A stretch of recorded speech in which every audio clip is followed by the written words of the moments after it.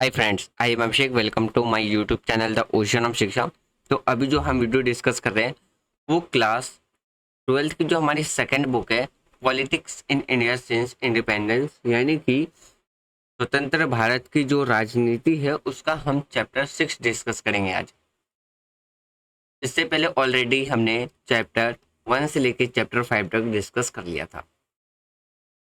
तो आज इस चैप्टर में यानी कि हम क्या क्या डिस्कस करेंगे। सबसे पहले हम समझेंगे कि जो क्राइसिस है डेमोक्रेटिक ऑर्डर का, यानी कि किस तरीके से जो डेमोक्रेसी था उसमें हमें एक क्राइसिस देखने को मिला था, उसके बारे में देखेंगे।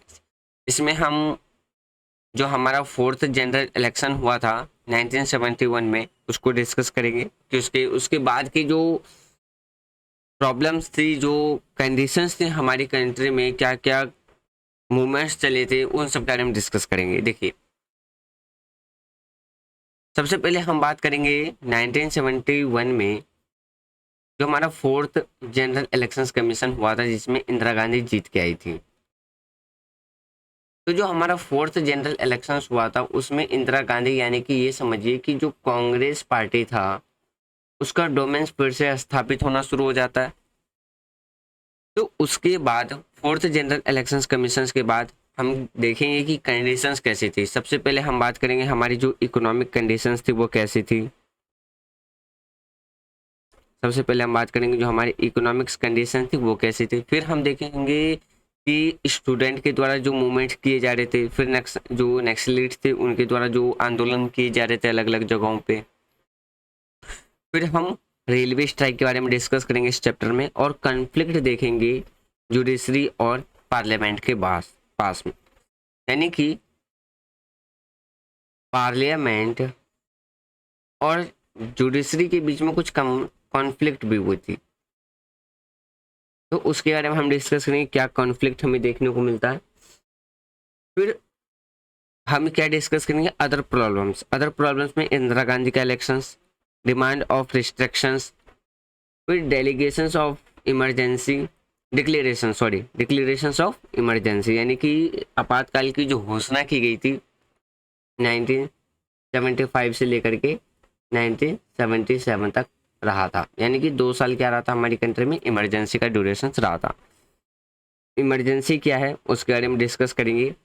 इमरजेंसी का जो समय काल था, ड्यूरेशन था, उसके बारे में डिस्कस करेंगे। और ओपिनियन क्या था इमरजेंसी की रिगार्डिंग में उसको डिस्कस करेंगे। आफ्टर इमरजेंसी, जब इमरजेंसी हटा दिया गया था, रिमूव कर दिया गया था, उसके बाद क्या कंडीशंस थी। जब इमरजेंसी जैसे ही रिमूव किया गया उसके बाद 1977 में क्या होता है, हमारा 5वां जनरल इलेक्शन हुआ था। सॉरी, छठा। कौन सा हुआ था? सिक्स्थ जनरल इलेक्शंस के कमीशन के बारे में डिस्कस करेंगे। फिर जनता पार्टी की जो गवर्नमेंट आई थी सिक्स्थ जनरल इलेक्शंस में, उसमें और जनता पार्टी के द्वारा क्या काम किया गया था उसको डिस्कस करेंगे। फिर देखेंगे उनके द्वारा क्या है, एक रिपोर्ट दिया गया था जो कि था शाह कमीशन। हम इसमें शाह कमीशन के बारे में भी डिस्कस करेंगे इस चैप्टर में। फिर मंडल कमीशंस क्या था, सरकार की क्या पोजीशंस थी। फिर हम बात करेंगे सेवंथ जनरल इलेक्शंस कमीशन जो कि 1980 में हुआ था। और फिर हम देखेंगे कि जो इमरजेंसी था उससे हमें क्या सीख मिली। तो ये सारे पॉइंट, ये सारे टॉपिक हम किस में डिस्कस करेंगे, जो चैप्टर हमारा 6 है the crisis of democracy order, उसमें। अब देखिए, अगर हम अपने इस लेक्चर की बात करें तो ये क्या होगा, लेक्चर बाय लेक्चर डिवाइडेड होगा। जैसे कि अगर हम बात करें 2.1 से लेकर के 2.1.5 तक, ये हम लेक्चर 1 में डिस्कस करेंगे। यह होगा हमारा लेक्चर 1 में। लेक्चर 2 में हम अदर प्रॉब्लम्स में Indian elections, demand restrictions, declaration emergency, what is emergency, durations of emergency, opinion of emergency, after emergency, sixth general elections, Janata party की गवर्नमेंट ऑफ यानी कि जनता पार्टी के द्वारा क्या काम किया गया था, रिपोर्ट जो गिवन दिया गया था शाह कमीशन के द्वारा, मंडल कमीशन और पोजीशंस ऑफ गवर्नमेंट, हम इसको लेक्चर 2 में डिस्कस करेंगे। लेक्चर 3 में हम सेवंथ जनरल इलेक्शंस कमीशन करेंगे और हमें क्या क्या लेसन्स देखने को मिला, सीखने को मिला, वो हम लेक्चर 3 में डिस्कस करेंगे। तो हमारा जो ये चैप्टर है वो टोटल कितने लेक्चर में डिवाइड रहेगा, 3 लेक्चर में डिवाइड रहने वाला है। अब स्टार्ट करते हैं हम अपना आज का लेक्चर। एक छोटे से इन्फॉर्मेशन दे दूँ, क्लास 6 से लेकर के क्लास 12 तक की जो हमारी फर्स्ट बुक है कंटेम्प्रेरी वर्ल्ड पॉलिटिक्स, वो कंप्लीट की जा चुकी है और इन सब का वीडियो आपको प्लेलिस्ट में मिल जाएगा। फिर अगर हम वीकेंड की बात करें तो हर वीकेंड को यानी कि संडे को हम लोग 27 ईयर सिविल सर्विस एग्जामिनेशंस के previous year questions paper discuss करते हैं, जो कि हमारा क्या है यूनिट वाइज डिवाइडेड है। हमारा जो यूनिट फर्स्ट था वो कंप्लीट हो चुका है, जिसमें हमने हिस्ट्री, एशियंट हिस्ट्री, देखिए जो हमारा यूनिट 1 था वो था हमारा हिस्ट्री के रिगार्डिंग। हिस्ट्री में हमने ancient history, medieval history, modern history और इंडियन नेशनल मूवमेंट को डिस्कस किया था। अभी हम डिस्कस कर रहे हैं कौन सा, यूनिट 2, जो कि हमारा पॉलिटिकल साइंस, जिसमें अभी हम पब्लिक पॉलिसी या आप इशू के बारे में बात कर लेते, सॉरी पब्लिक पॉलिसी, जो पब्लिक पॉलिसी थी उसके रिगार्डिंग में क्या क्या क्वेश्चंस पूछे गए हैं सिविल सर्विस एग्जामिनेशंस में, हम उसको अब डिस्कस करेंगे। पंचायत वाला ऑलरेडी डिस्कस किया जा चुका, उसका हमने चैप्टर भी कंप्लीट किया था। इसी के पैरेलल में हमारा क्या चल रहा है, एम लक्ष्मीकांत की बुक चल रही है, जो कि एक स्टैंडर्ड बुक है पॉलिटिकल की, जिसमें हमने टोटल चैप्टर 1 से लेकर के चैप्टर 27 तक डिस्कस कर लिया था। जो कि था लास्ट चैप्टर जो हमने डिस्कस किया था वो था जुडिशियल रिव्यू। अब जो हम चैप्टर 28 डिस्कस करेंगे, ये चैप्टर खत्म होने के बाद, वो होगा हमारा जुडिशियल एक्टिविज्म यानी कि न्यायिक सक्रियता। तो जब हमारा ये चैप्टर कंप्लीट हो जाएगा तब उसके बाद हम डिस्कस करेंगे। तो चलिए स्टार्ट करते हैं अपना आज का डिस्कशन। सबसे पहला जो हमारा टॉपिक है वो है आफ्टर द इलेक्शंस 1971। 1971 के बाद जो इलेक्शंस हुआ था, यानी कि जो हमारा 5th जनरल इलेक्शंस इलेक्शंस था। तो देखिए हमने पिछले चैप्टर में पढ़ा था कि 5th जनरल इलेक्शंस में कांग्रेस की जो पार्टी थी अपना पहले जैसा डोमिनेंस क्या करती है, स्थापित करती है, यानी कि फुल मेजोरिटी से वो जीत करके आती है। इसका रीजन भी मैंने बताया था, इंदिरा गांधी के द्वारा सोशलिस्ट पॉलिसी अपनाई गई थी, बैंकों का नेशनलाइज किया गया था, गरीबी हटाओ का जो स्लोगन था वो काफी ज्यादा प्रभावित रहा था, गरीबों के लिए काम किए जा रहे थे, वेलफेयर। तो जिसके वजह से 5th जो जनरल इलेक्शंस था उसमें क्या था कि जो कांग्रेस पार्टी थी उसके डोमेन फिर से स्टार्ट होने लगते, और इंदिरा गांधी जो कि काफी ज्यादा एक लोकप्रिय लीडर भी थी, वो क्या बनती है, हमारे देश की प्राइम मिनिस्टर बनती है। तो देखिए 5th जनरल इलेक्शंस में जो कांग्रेस का जो डोमेन्स था वो दोबारा रिटर्न आ चुका था अपने एक स्ट्रॉन्ग परफॉर्मेंस में, अपने एक स्ट्रॉन्ग पोजीशंस पे। तो जिसकी वजह से फिर से जो क्या था, जो कांग्रेस थी उसकी क्या हो गई थी, डोमेन्स स्थापित हो चुकी थी। देखिए अगर तो ये तो हमारा इलेक्शंस था किसके बाद, 5th जनरल इलेक्शंस के बाद जो आया हुआ था। यानी कि अगर आपसे पूछता है कि भाई 5th जनरल इलेक्शंस यानी कि जो इलेक्शंस 1971 का हुआ था उसके बाद क्या कंडीशंस थी, क्या हुआ था, तो सबसे जो आप इंट्रोडक्शन से स्टार्ट कीजिएगा वो यहीं से स्टार्ट कीजिएगा कि जो 1971 का जो इलेक्शंस हुआ था, जो हमारा 5th जनरल इलेक्शंस हुआ था, तो इसमें कांग्रेस के द्वारा दोबारा से अपनी जो पहली पोजीशंस थी, पहले वाली जो पोजीशंस थी डोमेन्स की, वो दोबारा से इसमें रीस्टैब्लिश होना शुरू हो जाता है। लेकिन इसके बाद क्या थी, कुछ प्रॉब्लम्स हमारे देश को भी सामने निकल कर, यानी कि हमारे देश के लिए कुछ बड़ी प्रॉब्लम्स निकल के आना स्टार्ट हो गए। तो सबसे पहले हम उस प्रॉब्लम्स कंडीशंस की बात करते हैं, तो हमारी कंट्री की जो इकोनॉमिक कंडीशंस थे उसके बारे में बात करते हैं। तो देखिए उस टाइम पे जो हमारी कंट्री की इकोनॉमिक कंडीशंस थी वो काफ़ी ज़्यादा क्या थी, खराब थी। अब खराब होने का मेन कारण क्या था कि 1971 में जो हमने वॉर लड़ा था किसके अगेंस्ट में, पाकिस्तान के अगेंस्ट में। तो इसमें क्या है, जो कि एक बांग्लादेश नया देश निकल करके आया था, तो इसका जो सीधा इम्पैक्ट पड़ा था वो किस पे पड़ा था, हमारी इकोनॉमिक पे पड़ा था। तो फिर देखिए ये तो पहला कारण था। दूसरा कारण क्या था कि अगर जो 8 मिलियन का मतलब है 80 लाख, 80 लाख जो लोग थे वो माइग्रेट कर गए थे, कहाँ से, बांग्लादेश से हमारे देश में। तो बांग्लादेश से माइग्रेट, जो रिफ्यूजीज जिसे हम कहते हैं, क्या कहते हैं, रिफ्यूजीज, REFUGEES, रिफ्यूजीज, यानी कि 80 लाख से ज्यादा लोग शरणार्थी कहाँ आ गए थे, हमारे देश इंडिया में आ गए थे, भारत के अंदर आ गए थे। तो इसका भी एक नेगेटिव इम्पैक्ट पड़ा था हमारे इकोनॉमिक्स पे।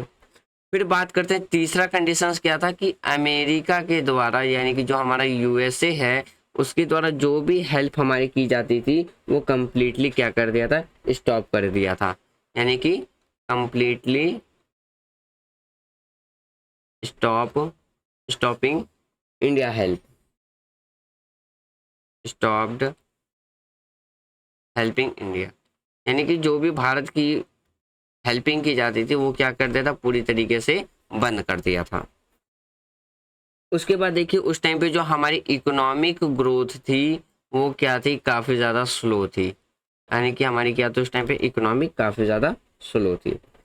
उसके बाद देखिए अगर हम बात करते हैं जो हमारी कंट्री में इन्फ्लेशन था वो काफ़ी ज़्यादा इंक्रीज हो चुका था। तो इंक्रीज होने का मेन कारण क्या था कि जो ऑयल की प्राइस थी वो काफ़ी ज़्यादा क्या हो चुकी थी, इंक्रीज हो चुकी थी। जिसके वजह से क्या था, हमारी कंट्री को किसका सामना करना पड़ रहा था, इन्फ्लेशन का। तो यानी कि इंटरनेशनल लेवल पे जो ऑयल की कीमत बढ़ गई थी तो इसका सीधा असर पड़ा था हमारे मार्केट पे। मार्केट पे कैसे, इन्फ्लेशन बढ़ गया था, अनएम्प्लॉयमेंट इंक्रीज हो चुकी थी कंट्रीज के अंदर। तो ये कारण बना था हमारी इकोनॉमी, ऐसी कंडीशंस थी जो हमारा 5th जनरल इलेक्शंस हुआ था उसके बाद। फिर देखिए अनएम्प्लॉयमेंट इंक्रीज हो चुका था, ये भी मैंने आपको बता ही दिया था। तो आप इसमें एक पॉइंट लिख सकते हो, इंक्रीज अनएम्प्लॉयमेंट।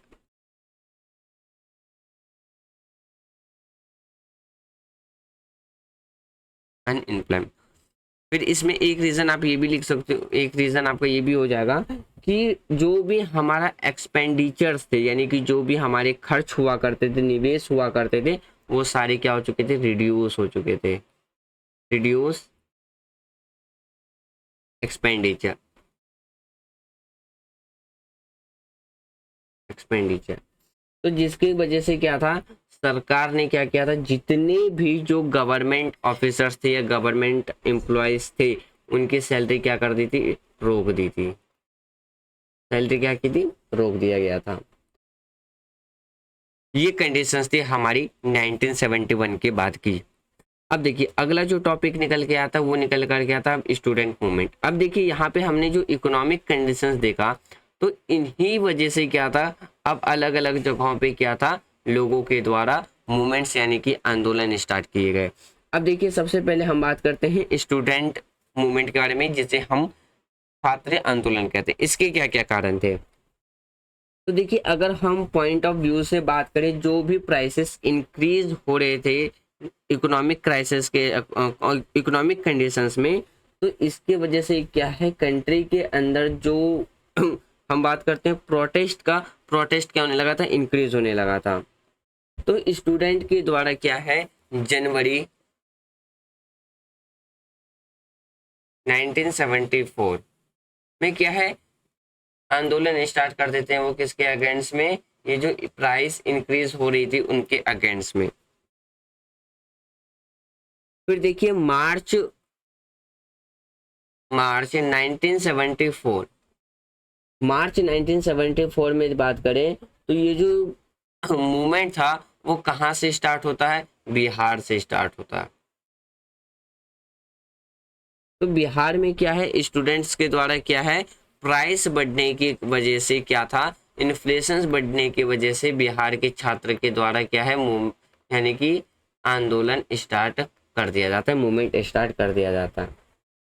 फिर बात करते हैं इस मूवमेंट को लीड किसके द्वारा किया गया था, तो जो जयप्रकाश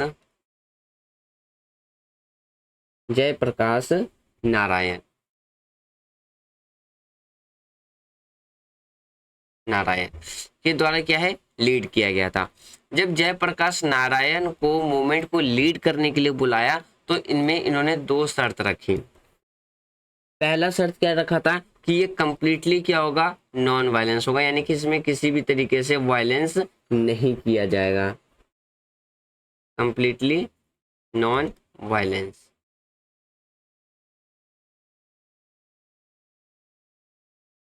और दूसरा कंडीशंस क्या रखा गया था कि जो भी मूवमेंट स्टार्ट होगा वो पूरे देश में होगा। किसमें होगा?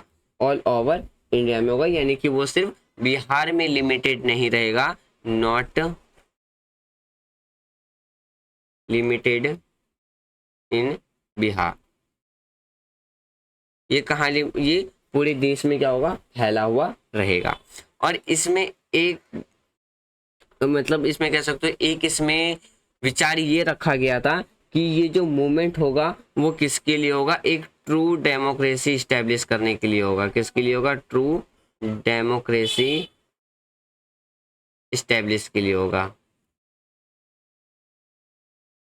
तो ये सारी बातें रखी गई थी किसके द्वारा? जयप्रकाश नारायण के द्वारा। और इन्हीं के द्वारा क्या है, जो हमारा स्टूडेंट मूवमेंट था वो क्या किया गया था? लीड किया गया था, यानी कि इन्हीं के नेतृत्व में किया गया था।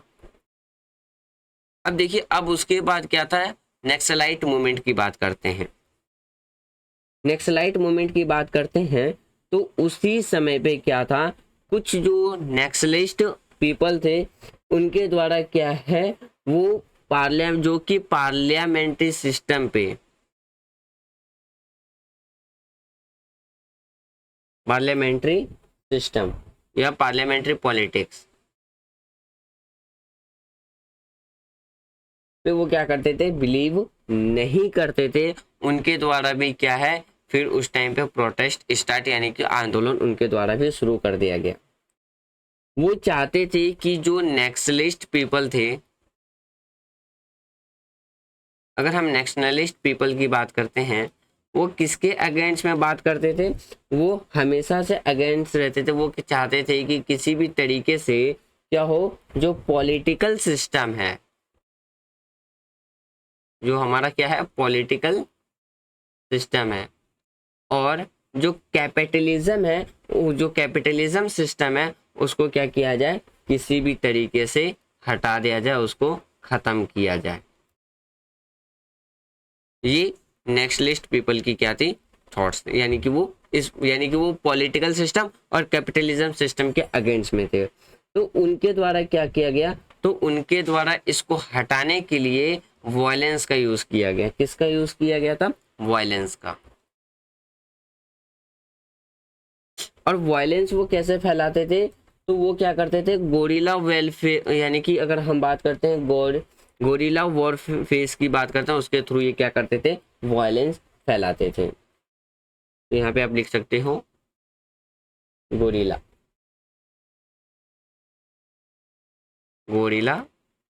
वॉरफेस। अब देखिए यहाँ पे ये समझिए, जो गोरिल्ला वॉरफेस होता है, इसका मतलब क्या होता है? जो अटैक किया जाता है वो क्या किया जाता है? छुप छुप के अटैक किया जाता है, यानी कि अटैक करके फिर से वो छुप जाते हैं। तो इस तरीके से अटैक करने को हम कहते हैं गोरिल्ला वॉरफेस। सॉरी, वॉरफेयर, फेस नहीं है यहाँ पे, वॉरफेयर। ठीक है। अब देखिए इसमें अगर बात करें तो उन्हीं को क्या कहा गया था? नेशनलिस्ट कहा गया, जिसे हम नक्सलवादी भी कहते हैं। अब देखिए उनके द्वारा क्या है, इन्होंने क्या किया था? जो नेशनलिस्ट थे, जितने भी जो रिच लोग थे, रिच पीपल थे, या जमींदार की बात करते हैं, जो लैंडलॉर्ड थे, उनसे इन्होंने जमीनें छीन करके किसमें डिस्ट्रीब्यूट कर दिया था? पुअर जो फार्मर्स थे उनमें इन्होंने जबरदस्ती दान कर दिया, यानी कि छीन करके जितने भी जो गरीब किसान थे उनको इन्होंने दान दे दिया। फिर बात करते हैं इस कम्युनिटी के द्वारा काफी ज्यादा क्या था, कंट्रीज के अंदर वायलेंस फैलाया गया था। तो ये था हमारा जो नेशनलिस्ट मूवमेंट था वो। अब देखिए उसके बाद आता है हमारा रेलवे स्ट्राइक। जो रेलवे स्ट्राइक कब था? 1974 में ही हुआ था। तो देखिए एक चीज यहाँ पे ये देखिए, जब हम स्टूडेंट मूवमेंट की बात करते हैं तो ये तो पीसफुल था। इसका मेन कारण क्या था कि कंट्री के अंदर जो भी इन्फ्लेशन है, जो प्राइस बढ़ रहे हैं प्रोडक्ट के, गुड्स के, उसके अगेंस्ट में किया गया था। नेशनलिस्ट की बात करते हैं तो जो वो पॉलिटिकल सिस्टम और कैपिटलिज्म सिस्टम के अगेंस्ट में थे, इसलिए उन्होंने उस टाइम पे आंदोलन शुरू कर दिया था। उसके बाद अगर हम बात करें किसके बारे में, तो देखिए अब देखिए अगर हम बात करें किसके बारे में, जो रेलवे स्ट्राइक था, कब? तो 1974 में आया था। तो जो 1974 में जो रेलवे स्ट्राइक था वो किसके लिए था? नेशनल कमेटी के द्वारा फॉर्म किया गया था। किसकी लीडरशिप के अंदर में? जॉर्ज जो हमारे फर्नांडिस थे उनके अंडर में। तो यानी कि देखिए 1974 में क्या था? एक नेशनल कमेटी बनता, एक नेशनल कमेटी फॉर्म होता है हमारा किसकी लीडरशिप में? तो अंडर द लीडरशिप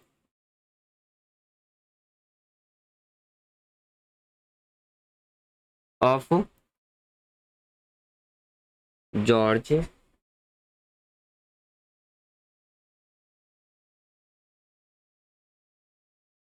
फर्नांडिस के अंदर में जो कमेटी बनाई जाती है वो स्टार्ट करता है किसके क्या? तो रेलवे स्ट्राइक, रेलवे स्ट्राइक कब? तो 1974 में। तो देखिए इस स्ट्राइक का जो मेन इशू था,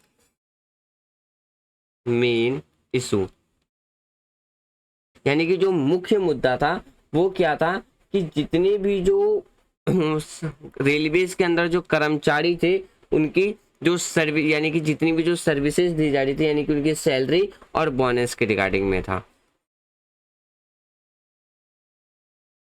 सर्विस एंड बोनस के रिगार्डिंग में,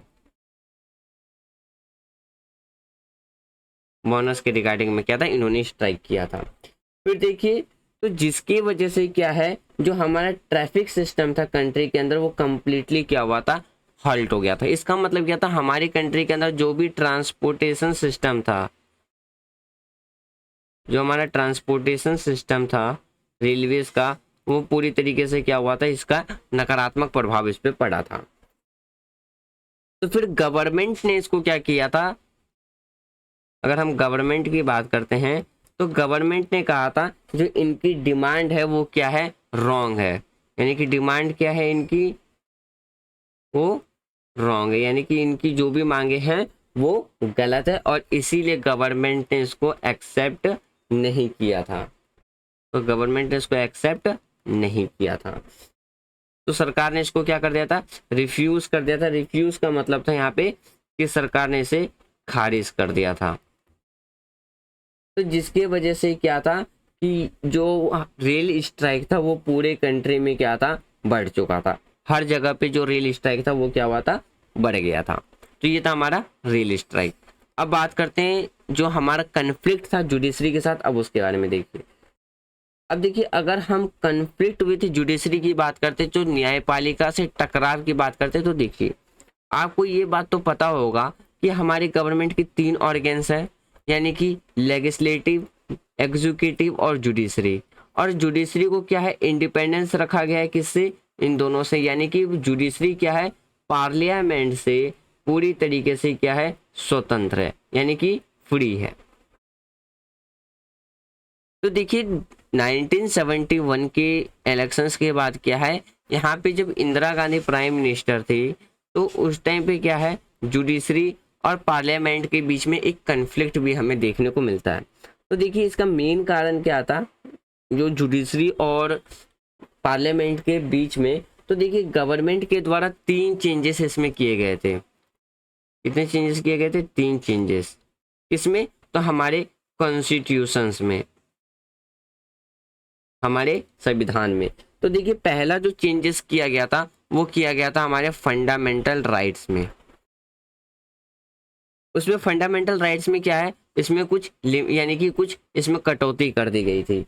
कटौती का कह सकते हो इसमें क्या किया गया था? कुछ फ्यूटाइल्ड किया गया था, यानी कि इसको इसमें कुछ कटौती किया गया था। फिर बात करते हैं कि जो राइट टू प्रॉपर्टी था उसको क्या किया गया था? इसमें फेरबदल किया गया था। क्या गया था? राइट जो प्रॉपर्टी था उसमें थोड़ा सा फेरबदल किया गया था। Right to property, sorry property, PROPERTY, property, जिसको आज भी अगर जो हम बात करते हैं जो हमारा राइट टू प्रॉपर्टी है वो एक लीगल राइट है, जो कि पहले क्या हुआ करता था? एक फंडामेंटल राइट हुआ करता था। तो इसको क्या कर दिया गया, फंडामेंटल राइट से चेंज करके क्या बना दिया गया, लीगल राइट बना दिया गया। फिर बात करते हैं कि इसमें ये ट्राई किया गया था कि जो हमारा डीपीएसपी है यानी कि जो directive principle of state policy है वो ज़्यादा पावरफुल बनाया जाए, किसके कंपेयर में, फंडामेंटल राइट्स के कंपेयर में। फिर बात करते हैं ये जो तीनों चेंजेस किए गए थे इसको जो कोर्ट्स के द्वारा किया है, रिजेक्ट कर दिया गया था, रिजेक्ट बाय कोर्ट, सॉरी कह सकते हो रिजेक्ट बाय कोर्ट।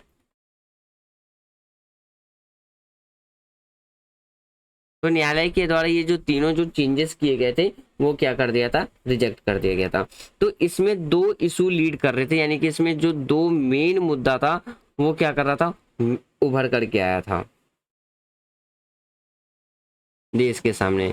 अब वो दो मुद्दे कौन कौन से थे, तो पहला जो मुद्दा था वो ये था कि क्या जो हमारा यानी कि क्या पार्लियामेंट यानी कि जो गवर्नमेंट है वो हमारे फंडामेंटल राइट्स को चेंज कर सकती है, पहला, या उसमें कोई कटौती कर सकती है, फंडामेंटल राइट में फेरबदल कर सकती है, पहला ये इशू निकल के आया।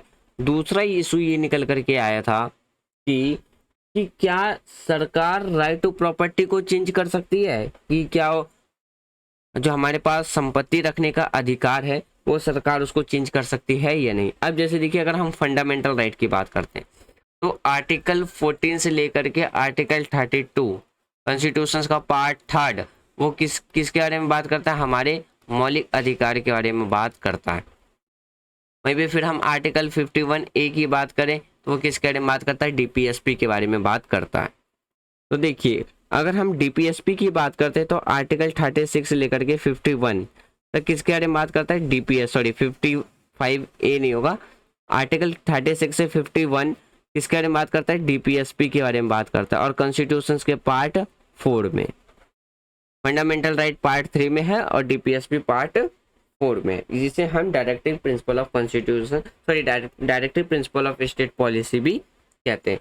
और ये हमने किस कॉन्स्टिट्यूशन से इंस्पायर होकर के ऐड रखा है, तो ये हमने जो डीपीएसपी वाला जो कंसेप्ट है वो हमने स्पेनिश के कॉन्स्टिट्यूशन से इंस्पायर होकर के अपने कॉन्स्टिट्यूशंस में ऐड करके रखा है। ये थोड़ी सी एक्सटर्नल इंफॉर्मेशन याद रखिएगा। अब देखिए ये जो दो इशू थे यानी कि जो चेंजेस किए गए थे तो जिसकी वजह से क्या है कि जुडिशरी और इसके बीच में, पार्लियामेंट के बीच में हमें क्या देखने को मिलता है, कन्फ्लिक्ट देखने को मिलता है। देखिए इसमें क्या था, उसी टाइम पे क्या होना था कि सुप्रीम कोर्ट के चीफ जस्टिस ऑफ इंडिया का इलेक्शन होना था,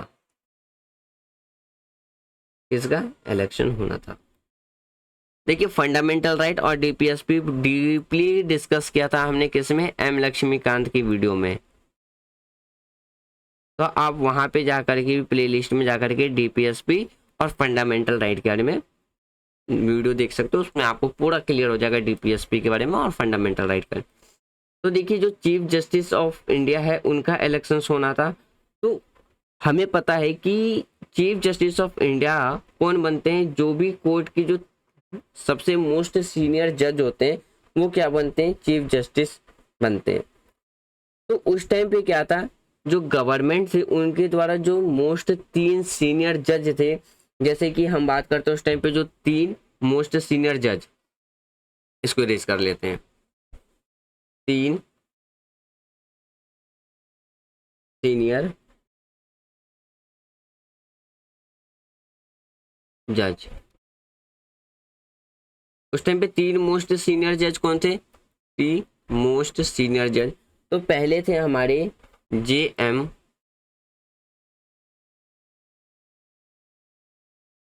सेलेट, दूसरे थे हमारे